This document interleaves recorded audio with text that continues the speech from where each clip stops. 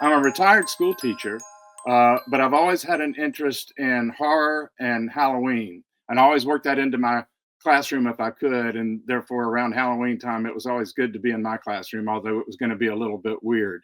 But I've loved ghost stories. I've loved horror. I've loved it of all types. And as I said, I loved Halloween. Having that background in literature, just I thought, well, I'll just self-publish, or I'll see if I can get a publisher or whatever. But I'll write some short stories. Edgar, the title of my book, started out when I finally was ready to sit down and write it. I'd always had this fascination with the last few days, 10 days or so of Poe's life because of the mysterious circumstances about his death.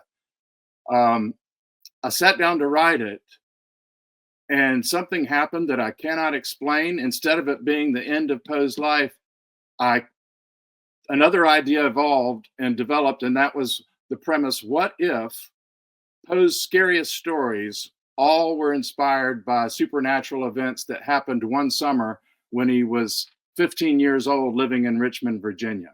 That's the story that ended up happening. I wanted to make sure that it was making Poe and his content and the horror and the wonder of what he wrote accessible to all readers. And as a teacher of high school students, I found that Poe can be a challenging piece because it's older, the language is a bit antiquated, but the content's wonderful, and it still captures people's minds and gets their imagination going, and you can get new viewers and new readers. But I wanted to make sure I made it accessible, and I wanted to incorporate things that people who like Poe and already were familiar with him might see as Easter eggs, that they would go, oh yeah, well, okay, yeah, I know that about Poe. But there are real people in Richmond, like the fact of the House of Moldavia, the relationship he had with his adopted father and mother, and one other thing, which I always felt like I was cheated because I didn't know this information growing up and loving Poe and loving his horror. I did not know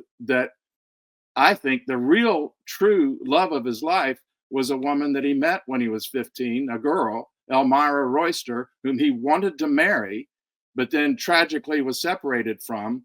So even though I'm only writing about one summer in Edgar's life, it's the summer when he was 15, but Elmira figures as a very important character, as well as another friend who may or may not have, I may have exaggerated a little bit about the closeness of that relationship, but another male friend that he went to, excuse me, that also went to the University of Virginia when he did.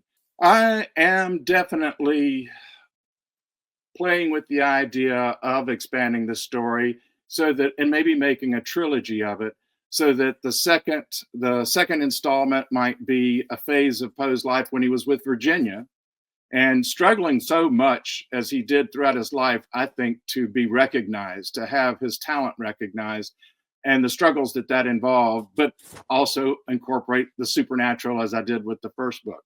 And let that cover that point, maybe up to Virginia's death, figure out what the time period should be for that. And then a third book, I'd go back to the original idea I had of covering Poe's death and those events in maybe the last 2 weeks of his life. Well, I do a number of things. The books are on Amazon, or all the things that I've written, and Edgar is too. A wonderful trailer that someone made, a wonderful woman made of that, Casey Clark. Take a look at that on my website, which is davidallenvoyles.com. And my name, Allen, is spelled different than Edgar's, but it's Allen, but davidallenvoyles.com. And on that page, you can also find other ways to follow me. I have, I think, a rather unique monthly newsletter called Dark Cycles.